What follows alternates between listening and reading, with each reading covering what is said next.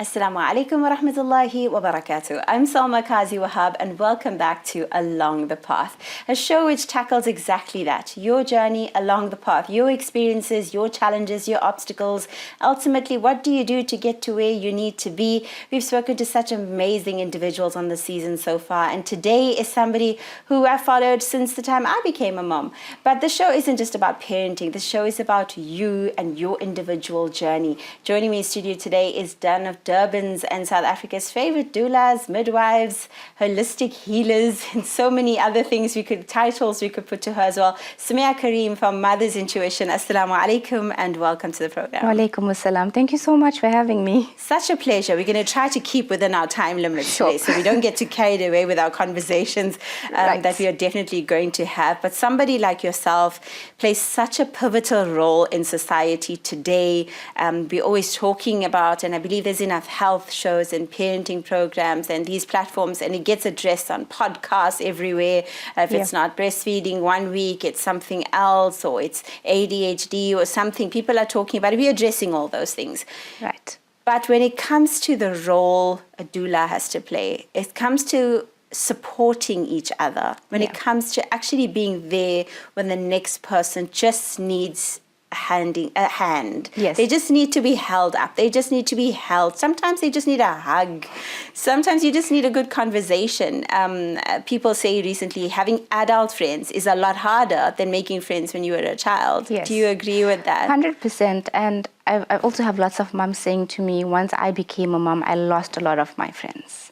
Because not everybody can relate to what a mother needs to do and the fact that she can't make time as she did before she had kids. It's not the same. Yeah. So there is a very big change that comes along when you have your first kid or your 10th kid. There's always change. So it's an adjustment in many different ways. How important is it, do you think, that women in general need a support system? It should be fard, in my opinion.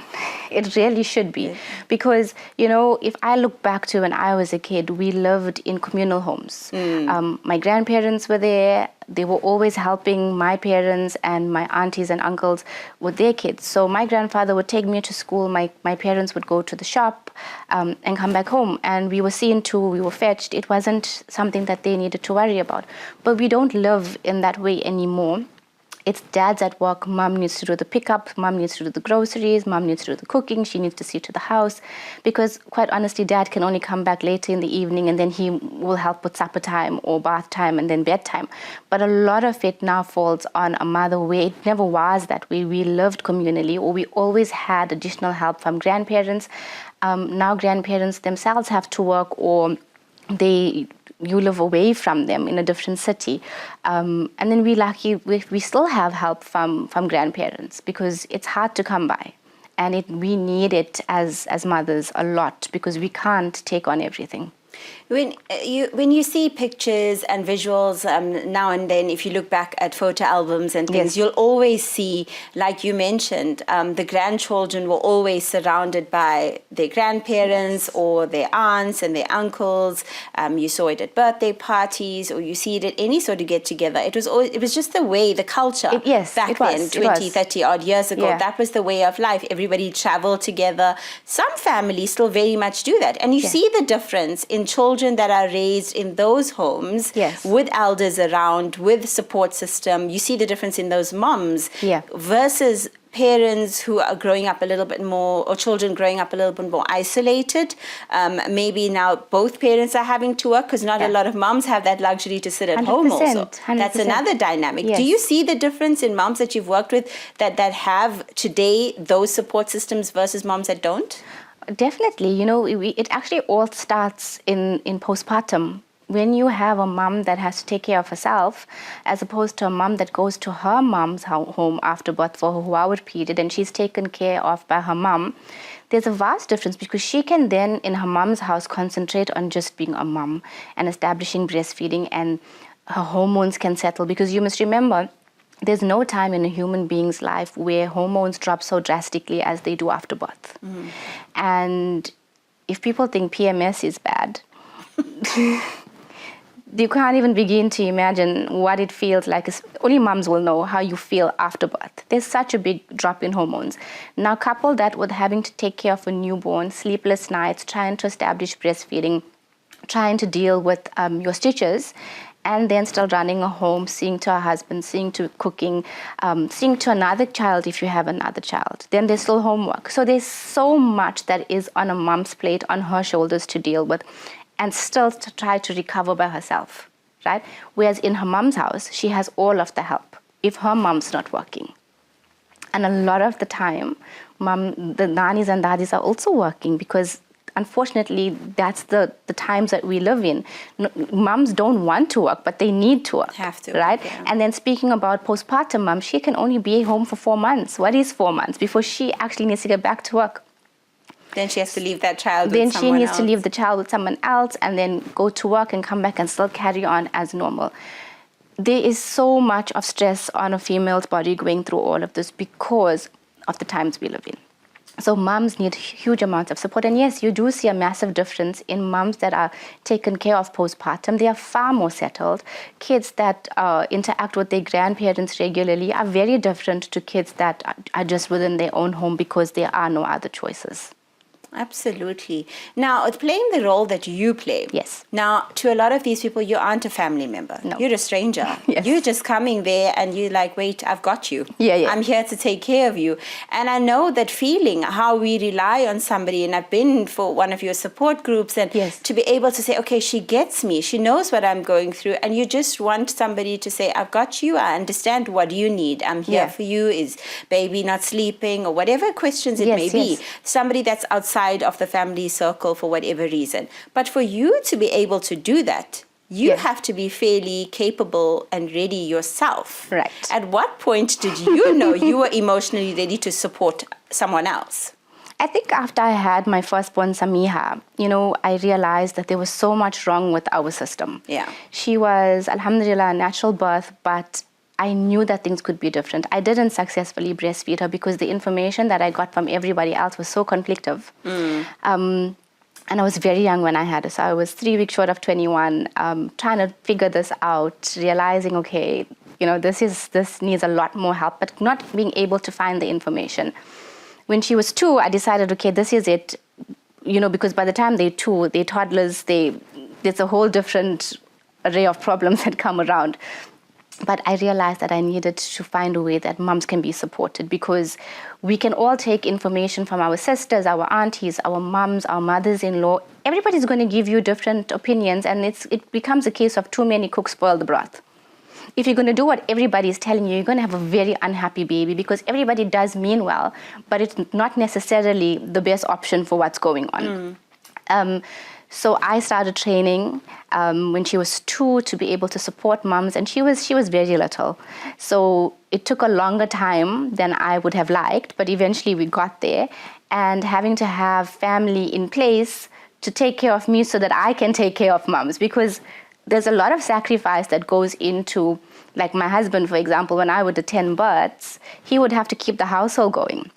And he would have to make sure the kids are fine, because I could be gone until 2, 3 o'clock in the morning at that point. And you can't predict the time. You can't predict the time. Yeah. Sometimes I remember we were wanting to go somewhere, and now I had a mom in early labor, but we were all standing there with the kids, and we're like, we don't know what we're doing, right? So it takes a lot of sacrifice from my family and my husband to be able to support other families, and a lot of understanding as well. Was there ever a time where you looked at your own children and thought, I need to focus on them more? Did you ever have that type of mom guilt that came around? It wasn't so much mom guilt, but it was more of a choice. So my son started grade 1 this year. And I said something has got to go, because I need to be able to give him that part of me and that attention through this milestone. And when you have little kids, you understand that it's not like when we were in grade 1. It was very easy for us to go to school and come back home. There's a lot more that goes into it now. There's so much homework. There's extracurricular. There's always something happening. So from the beginning of this year, I had stopped doing births, because I felt like in this season of my life, I needed to focus on my son and my family. So I gave away the births. I stopped doing that, but I still do all of the prenatal and the postnatal work, so that mums are prepared, and dads as well are prepared enough to know what they are getting into when they during labor, and know what to do during labor and birth. And then I'm there thereafter to support you postpartum. I'm just not there for birth anymore in this season of my life. Maybe at a later stage, but currently not with my grade 1. No, but that's valid, because Yes. you had to assess your own priorities Yes. and your own life, because you're a mom too. Yes. And that's why I said, in order for you to give your most to the next mom, you need to be in a stable, confident position as well to be 100%. able to Yes. do that. On the other side of the break, I want to get a little bit into that postpartum care. Sure. I want to know those things. What did you find lacking in your own care? Did Yes. you eat the right things? Did you Yes. not eat the right things? I remember eating a chicken tikka just after giving birth and suffering for a few days. Of course. So that was a regret. But we're going to discuss more about that. We're with doula Sumaiyya Karim here from Mother's Intuition, and we're talking about her own journey and what we actually need as moms and women today. More about that on the other side of this.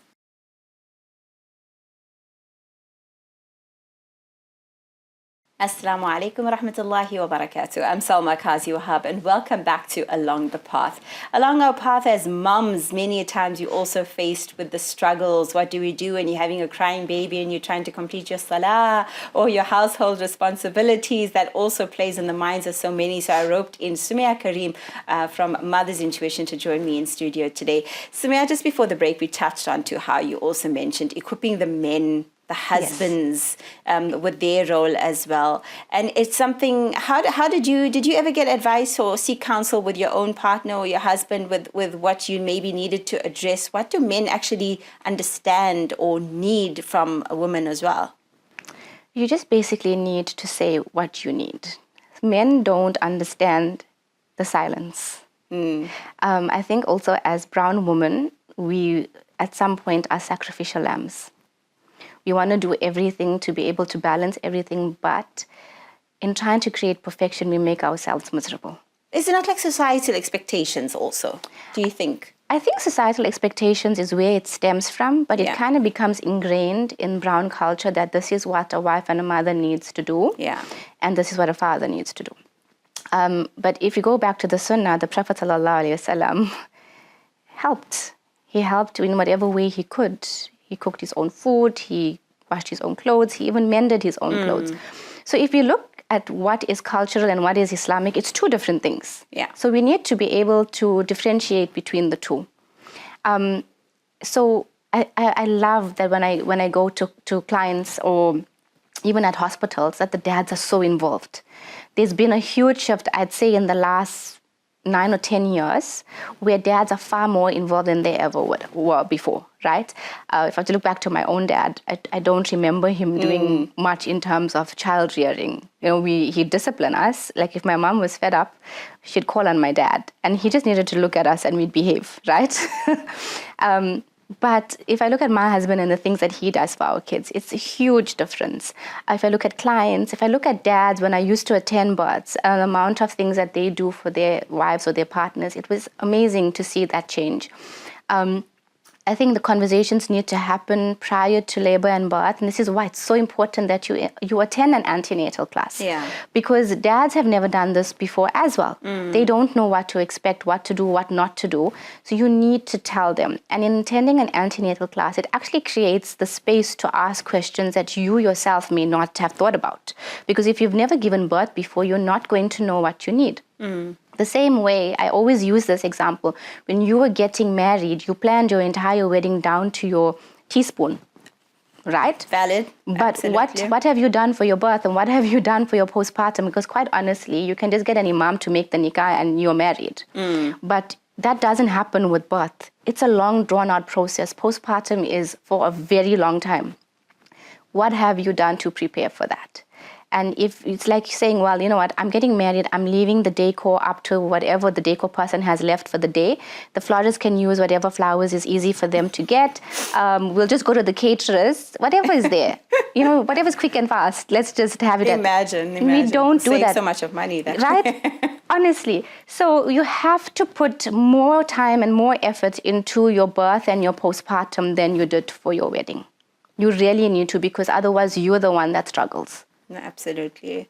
And are you saying this from personal experience as well? Like when you had your first child and your second child, did you do anything differently second time round? I did lots differently the second time around. I went home for my huawar, which was great because my mom was very strict about huawar. My nanny was the one that I saw taking care of everybody postpartum. I never thought that I would be doing what she did, right? So there was a very strong, rich background in terms of aftercare postpartum, which I think is one of the contributing reasons why I didn't have postpartum depression. Correct. Right? To the degree that my mom would come and take the baby at night on days that were difficult, or nights that were difficult, so that I could sleep. Right? And I think that is what moms need. Moms need to be mothered. If you go home to your mother, you need somebody that can say, hey, my child needs a break and I'm going to take this baby and I'll take care of it for the rest of the day or whatever, however amount of time is left. And then I'll just take the baby to her to feed so that she can rest and recover. Because remember, you give birth, and if birth is a long drawn-out process, baby is out, and then you not sleeping from that entire, however long you were in labor for, and you're feeding and taking care of that baby, and then you're just falling asleep, and then the whole process starts again, because a newborn baby who is breastfed feeds on demand. So minimum every 2 hours you're feeding. By the time you burp that baby and change the nappy, you might get 45 minutes of sleep before the next feed. So you need somebody to step up, and my parents would do that. And I think for me, that was the biggest thing that anyone could do. Even with my son, my dad would take him.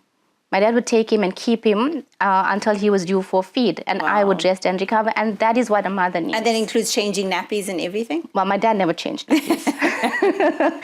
But my mom did. Okay. My mom did. So my mom would change nappies. My mom would come fetch, even, my mom's in Pietermaritzburg. So my parents would come to Durban, fetch my daughter when she was about 2 or 3 years old, even before that. And they would take her and keep her for weeks on end sometimes. Oh, my word. So we need to be able to have people that we can rely on, that we trust. And having said that, I have to say that moms also need to be able to let go a little bit for this to happen. It's a give and get type of situation. You can't hold on to the babies, but need the help, right? Someone will only help you as much as you allow them to. That's also true. Having said that, early days with breastfeeding babies are impossible for the baby to be taken away from you. But you can have someone come and help you with other things, or you can have someone help you while you're sleeping. They can watch the baby. So when I say postpartum, don't ask, what can I do for you? Just do. Right? Help in the house. Right. Or... You don't ask a mom what help she needs. She needs help. She's not going to ask you, because we are sacrificial lambs. In our core, that's what we are as brown women. It takes a lot of undoing and reconditioning, because we have been conditioned to be these people. It's so ironic that I enjoy watching school drop-offs in the mornings, and you'll notice even a cultural pattern with who's standing there and waiting for their child to enter the classroom, and who's getting back in the car and driving away. And I'm not going to say who, but it's so obvious which demographic of our community are still standing there, and they'll watch. And these are not even small kids. These are like primary school kids, grade 7s, grade 8s, that the parents will stand, wait until their child enters the classroom post after assembly. And I'll watch and I'll say, it is so entertaining that you watch the other race groups get back in the car and they go and their child is fine. So long as you're in the gate, you're okay.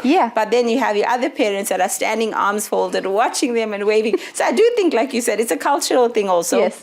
That instinct to not your inability to let go, but that overprotectiveness, and you feel like only you understand the baby, only you can take care of the baby. But when it comes to taking care of yourself, even what you eat as well, and you've mentioned this a few times, Huawar being the confinement period, right? Now, people now selling Huawar packs, and now you're supposed to drink this, and then you're supposed to drink that, and you're supposed to eat so much of this and mix that. For some moms, maybe they don't know what that's about. Maybe some people say in our culture, we don't necessarily do that. What would that require? And did you have it? Did you have it for both of your kids? And what difference did it make to you? So we have to look at where we're from. We have to look at our DNA. We are Indians. We've come from India.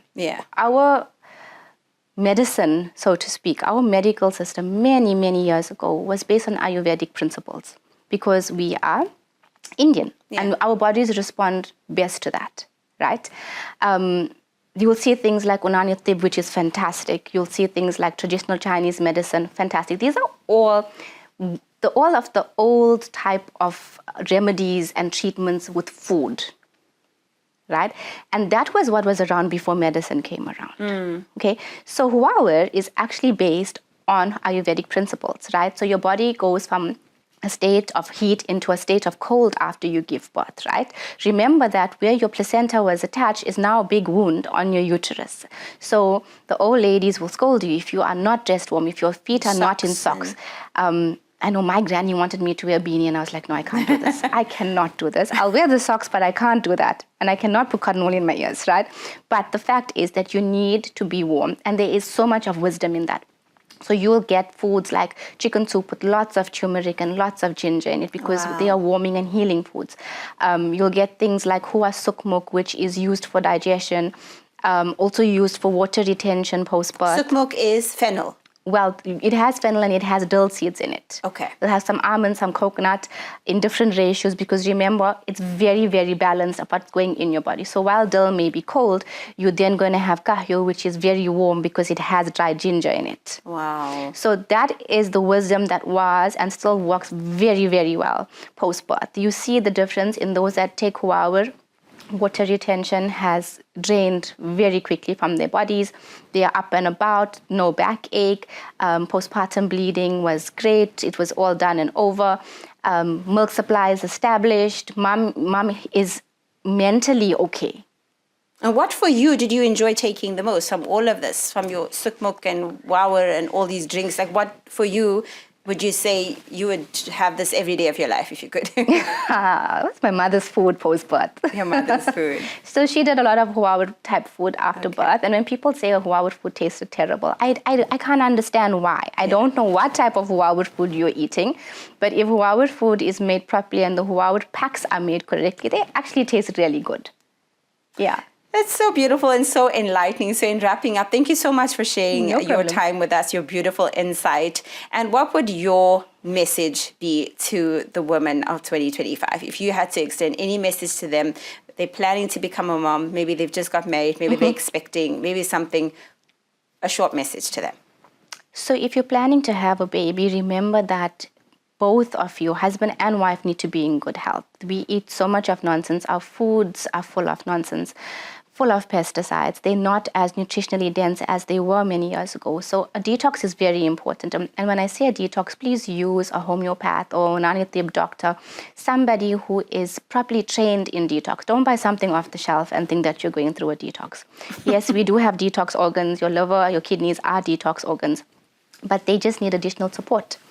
Detox to ensure that you are creating eggs that are of proper quality. The same with sperm cells. We want everything to be at the best that it can be.